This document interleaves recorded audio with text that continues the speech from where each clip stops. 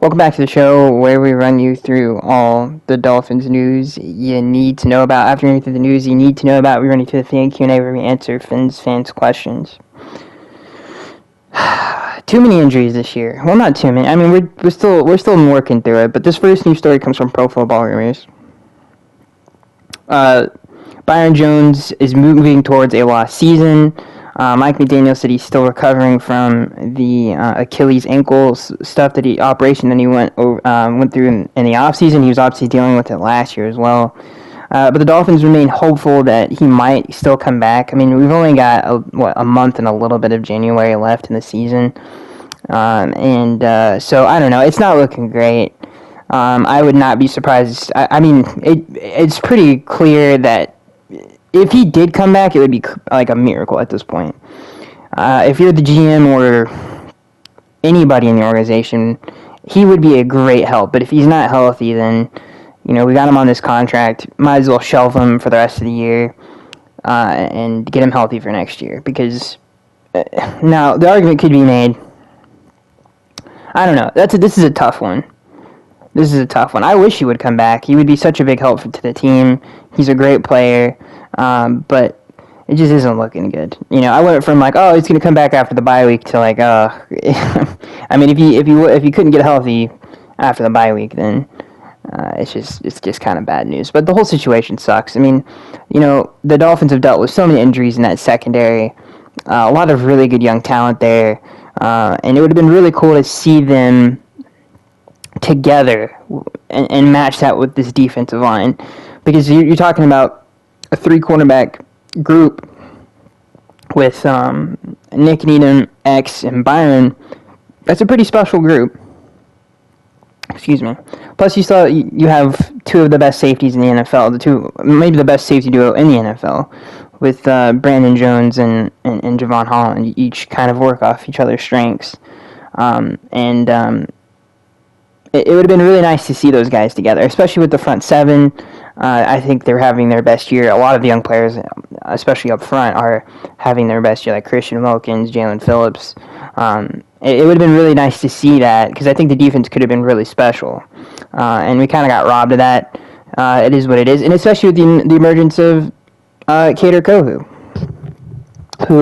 who's been playing lights out, especially for an undrafted rookie out of Middle Tennessee.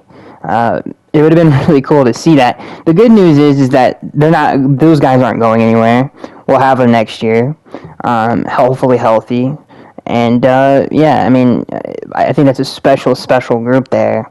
And the defense, I know a lot of people like to rag on it, and at least in the national media. It has a really bright future. And I'm excited to see what those guys can do together, because, especially with that front seven, it'll be really, really cool to watch. I mean, even the injury to Emmanuel Ogbah, I really feel this was definitely a Super Bowl defense, and it still can be. It can't be as dominant as it could have been, but it's got a really, really bright future. So that leads us into the next news story, which is obviously more injury news. Teron Armstead. And one more thought I want to have about the cornerback situation. I was really interested to see what the Dolphins would do coming off the bye, because they've had some interesting, I wouldn't say issues, but they've had obviously some issues with disguise and all that other stuff. I was interested to see if they would do some different stuff in that game. One of the major adjustments they did coming off the bye week is that Kader played a lot more outside corner than he has all year. And I thought that was a really nice adjustment, and I thought it paid off pretty well. He moved all over the field in that game. He's going to be a really good player for a long time. He gave up the one pass down the sideline to Brandon Cooks, but the entire game he was, especially playing two different positions, he was really, really good. So I thought that was really interesting, so that's something to watch. I think if he can continue to play like that, that's really going to help out the team, because he is such a good cover corner. And he's getting no love. Nobody knows about Kader Kohou but Dolphins fans. But one of the best rookie defenders in the NFL right now, for sure. It's very impressive for a corner that in his first year to be that versatile and be that good at it. This next news story comes from Pro Football Rumors, obviously. Dolphins left tackle Terran Armstead expected to miss time with a pectoral strain. There is no timetable for his return. Terran Armstead himself said he hopes to be back relatively soon. So this is an interesting issue. This is really... Now, again, another interesting adjustment the Dolphins made coming off the bye week, especially versus the Texans, is they put Austin Jackson back in the lineup. And I thought that was weird. I think if you've been paying attention, Brandon Shell has actually played pretty good football. He hasn't played bad. He's played pretty nice, actually. Even in the run game, he's been very good, very good. A lot of the runs were on his side of the field, so they obviously have good faith in him. And he played good football, so it was weird to see Austin Jackson in the lineup. I thought Austin did pretty okay in his first game. But if Terran is going to be hurt, we put Brandon Shaw in his place, and he did not play well. He played pretty bad. And obviously he's playing out of position. I don't know what I would honestly consider moving Robert Hunt back to tackle. I think that's the smartest thing to do. He's been playing really good football at guard. But the Dolphins have a lot of depth at guard. They could put Michael Dieter back there if they needed to. I would have more faith in putting Shaw back where he was and then replacing Armstead with Robert Hunt. I think that, to me, I just, as a viewer, or a fan, a diehard fan, I think that would make us all feel better as fans. It'll be interesting to see what they do. Tua's health is obviously very important to the season. That's one of the reason he was taken out of this game because of all the hits he was taking. But there was a noticeable difference, obviously, when Armstead went out. And you're talking about some of the stretch of games that we're going to have. There's some good pass rushers on the schedule and some good defenses as well. So we want to keep the momentum going. And the Dolphins have done everything they can to keep Armstead healthy. I mean, the man has barely practiced this year. Even in the offseason, he didn't really do too much. He obviously did some stuff, but I thought the plan that they've had with him is been pretty awesome. But the good news is the Dolphins have a really good coaching staff. I love the offensive coaching staff, all of the positional groups. You talk about Darrell Bevel, Applebaum, I think is his name. What's his name? The offensive line coach. He's done a great job. Frank Smith, who was a former center, has done a great job. Obviously, with the offensive line as an offensive coordinator, he's been credited a lot to their growth. So the coaching staff knows what they're doing, and I don't think they're going to go into a game with. They clearly saw the issues that they had against Houston, and I would not be surprised if we saw a completely different lineup for the game against San Francisco. So I have faith in that coaching staff to figure something out. They're obviously very smart. So, I have faith in that. But if it was me, I would definitely play Robert Hunt at tackle and then move Shell back to where he was. And you could put Austin Jackson at guard if you wanted to. And people forget, Michael Dieter, he played pretty good football at the end of last year in the interior. So they have options. It's not like it's just the end of the world. And like I said, they have a great coaching staff. So I think I'm actually kind of not freaking out about this because, yes, it was bad when we went out against Houston, but they're going to have a week to prepare. This coaching staff has proven they can do that, and they have versatile pieces on the offensive line. So I think they'll figure it out and be okay.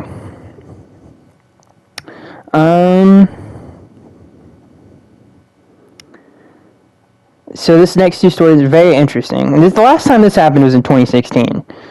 But the Dolphins have two assistants that are getting head coach.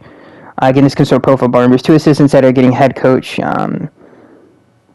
I guess, what would you call that? Rumors, or people are considering them Darrell Bevel and Frank Smith. The biggest name on there is Darrell Bevel. Obviously, he is a great assistant coach, a positional coach. He's been a great quarterback coach for a long time. He has a very good record. He's a Super Bowl winning offensive coordinator, a 2-time interim head coach. He's worked with some of the best quarterbacks in the NFL and helped them out a lot. So he's had a lot of success, and he's had a ton of success here in Miami. He's a great coach. Obviously, the players, too, at the quarterback room loves him. It's going to suck to see him go, but he has, like I said, this is the last time the Dolphins have had coaching staff, people be nominated for a head coaching job was Vance Joseph in 2016. So this just goes to show you how great of a job that Mike McDaniel did at assembling his coaching staff. And I was watching an NFL documentary the other day, and they said something interesting where it was like part of being a great head coach is being able to assemble a great coaching staff. And obviously, all of the great head coaches in the history of the NFL have a great coaching tree.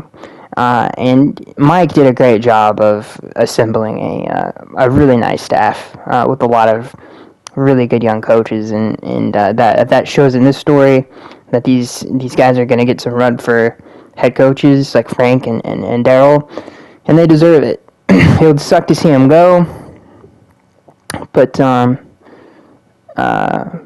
yeah, it's just cool, man. It's just he's completely turned around the organization. He's completely turned around the franchise, and he's a great head coach. His preparation, I think, is something that I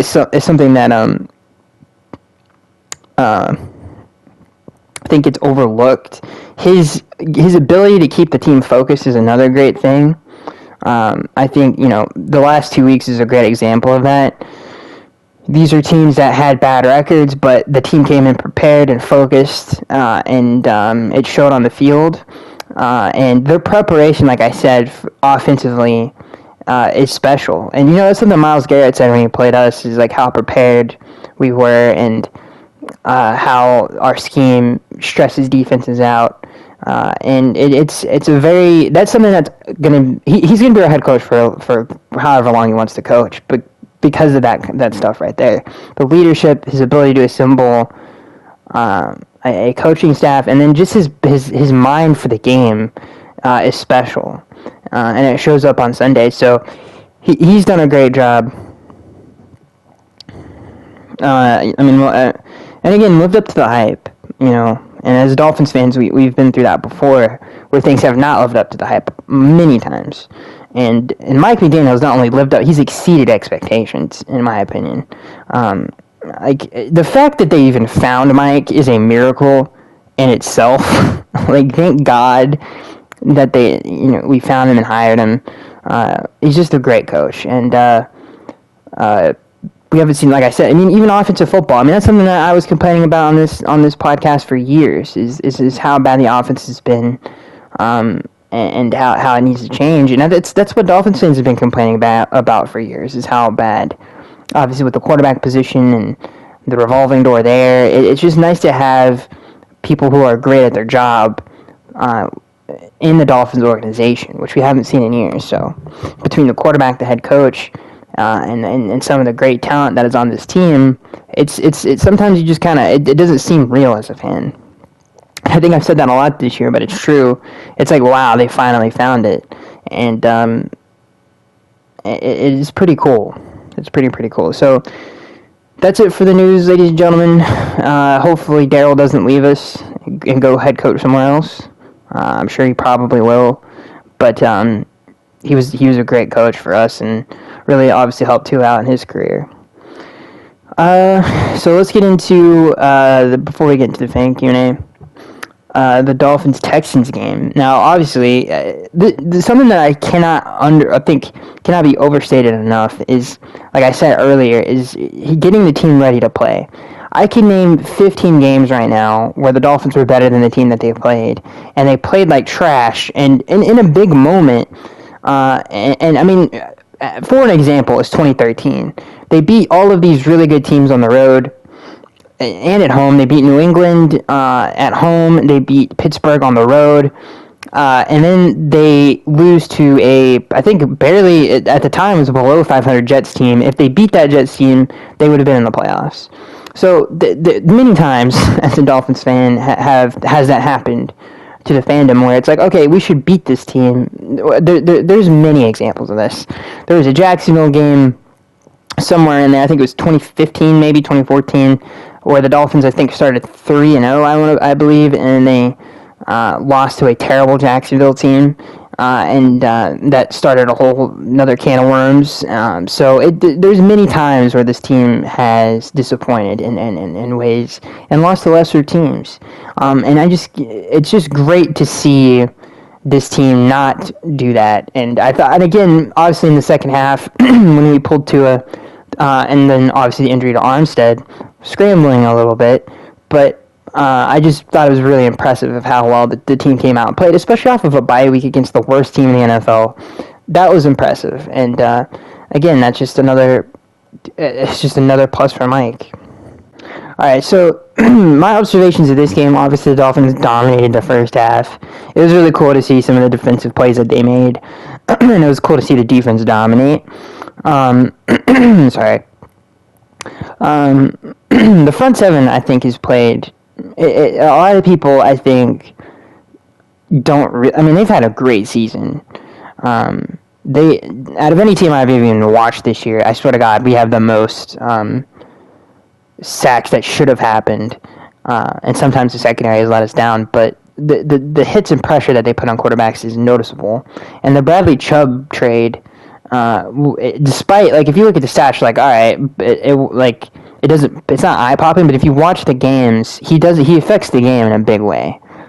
He gets pressures consistently, hits the quarterback consistently, and in this game, obviously had the strip fumble in this game that I cannot find anywhere. I was like, oh, I want to watch that play again, and I cannot find that play, but that play was pretty awesome. So the Bradley Chubb trade has been fantastic, even though the numbers don't, I feel like, reflect the effect that he's had on these games. And it allows the Dolphins to do a lot of really cool stuff up front, to put pressure on opposing teams. So that's pretty cool too. So yeah, the defense played lights out in this game. And again, the Kato Kohu adjustment I thought was a really nice one. Yeah, so hopefully we can keep that up. And I want to bring up McKinley.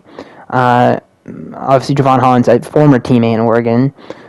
He's been playing good football, man. I really like him. Obviously, with the ceiling interception in this game, I really like him. Now, I don't know. I think the problem that he presents that we didn't have with Brandon Jones is that he's not a box safety. He's an off safety, and he's just not as good as Javon Holland is off the ball.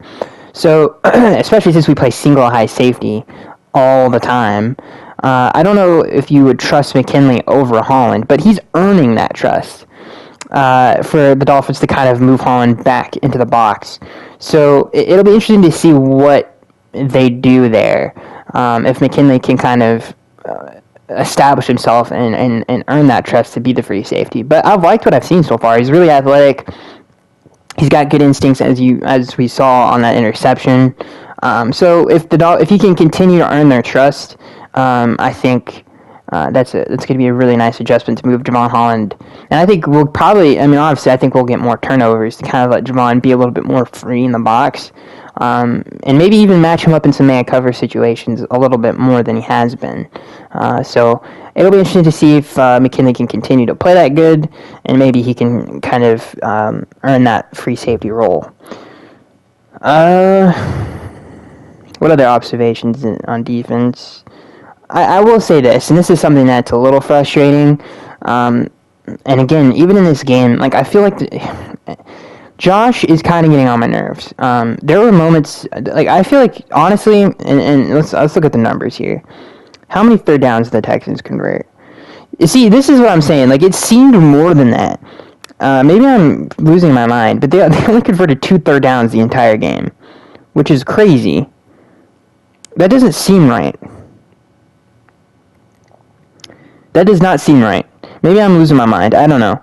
But this is what the numbers say: 2 for 13 on third down. I just wish we would play more too high safety looks. Like I swear to God, like we give up too many. Like even the blitz play that we had that was a terrible throw by Kyle Allen that was like out of bounds. Like there is no reason to do that. It's not like we were playing a equal team talent wise. Like just drop. We have a good front seven. Just let them rush. And again, we don't confuse people a lot on defense, which is frustrating.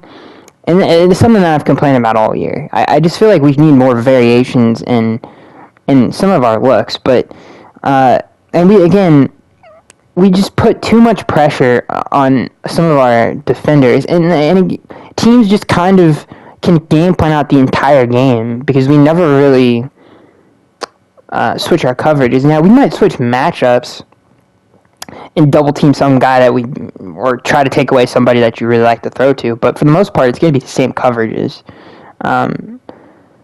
So yeah, that's a little annoying, I'm not going to lie. So it's just it is what it is. It did not seem like, I swear to God, I thought they converted more. The defense did fantastic this game, I'm not saying that, but I just feel like sometimes it'll be interesting to see how I think the defense is getting better, especially with this group playing more together, which is a good thing. I'm just saying from a schematic point of view, I would like to see a little less aggressiveness sometimes in big moments, and third downs too. Like, let the four-man rush get there sometimes. It confused the quarterback, and we did play some more zone in this game, which was nice. But we'll see what Josh does going down the line. I'm kind of just ranting at this point, but it'll be interesting to see what they do. So I don't think we will see that. I mean, we could have after the bye week. But the defense is playing really good football, and I'm excited to see what they do going down the stretch here. Offensively, it's just a clinic. It's really, like, if you look at the numbers, it's hard to. It didn't seem like Jeff Wilson got that many carries. He had 13 carries in this game, which did not seem like that. It seemed like we were throwing every play. But I guess in that second half, those carries kind of stacked up there. But yeah, we shredded them. Mike is just such a great coordinator, and getting the team prepared, and he's just a great offensive mind. Stretches the field, stresses the field, and two is playing such a good, like by far the best quarterback season we've witnessed in over 20 years, and not enough can be said about that. And one thing I want to say, River Craycraft. Honestly, from some of the stuff that we've seen this year, especially playing a zone-heavy team like Houston, they're in a lot of cover too.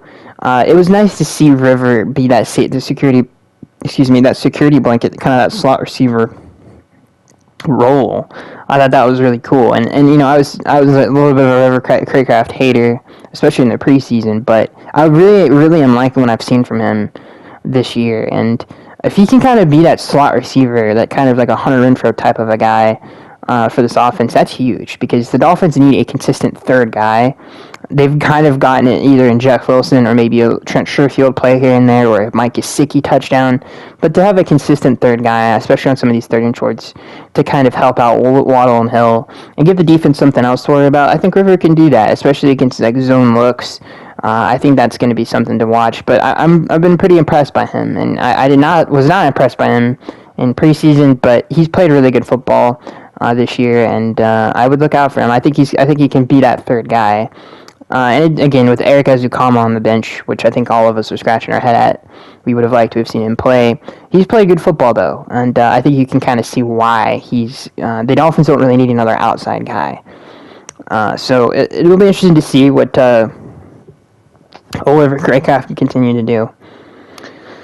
But yeah, this offense is just outstanding. It really, really is.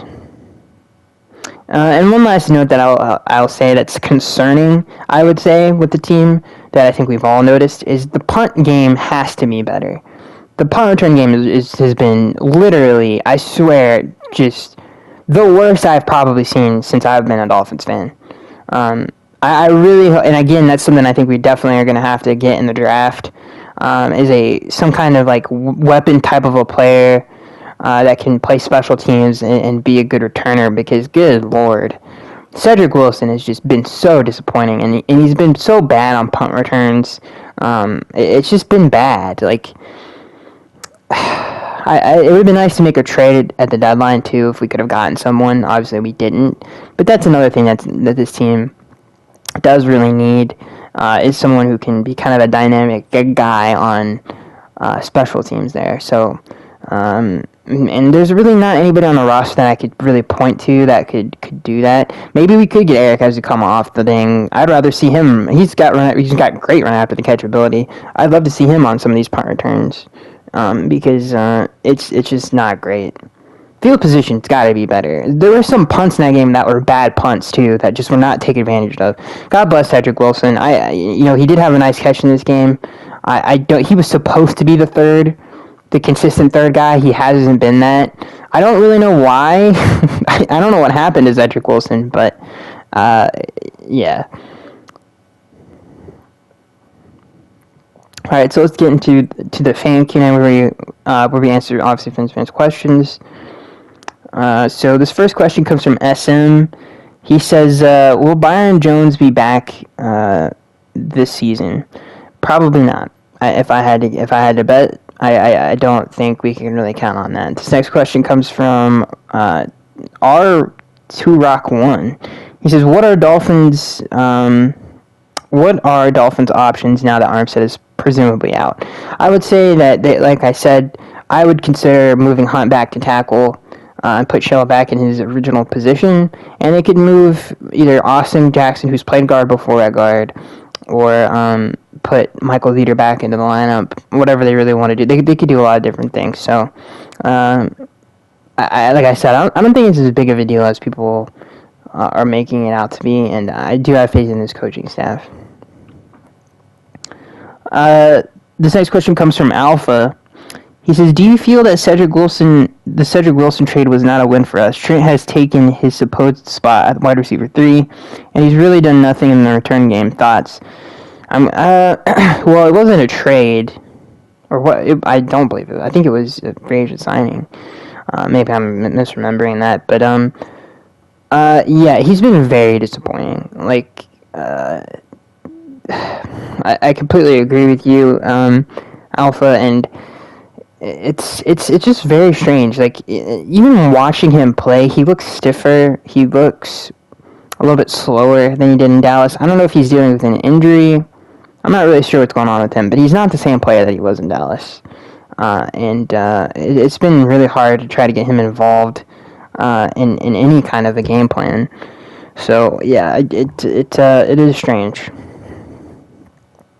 This next question comes from S, and he says, Do we look for some free agent help on the offensive line? We did. We signed some veteran players, but I don't think any of those guys. Obviously, I think those guys are just there just in case someone else gets hurt. But I don't think there's really any guys that can be obviously play significant minutes at this point.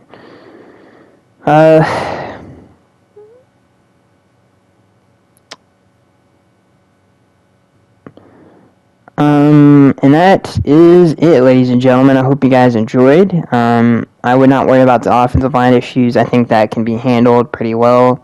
And hopefully they do something drastic like that. I don't think they can go into the next game looking at the tape and thinking, okay, Austin Jackson and Brandon Chill are our tackles. I doubt that will happen. So it'll be interesting to see what they do with that. And again, like I said, I have faith in the coaching staff. It's been a magical year, ladies and gentlemen. It has just been a magical season. And Tua is playing great football. One of the best quarterbacks in the NFL right now. And he's just so fun to watch. His team's so fun to watch. So I'm so excited. I'm so excited to play some of these good teams because I think we are a really good football team, and I think we can prove that to a lot of people in these coming weeks. So that is it, ladies and gentlemen. I hope you guys enjoyed. Hope you guys had a good Thanksgiving, and I'll see you guys in the next one.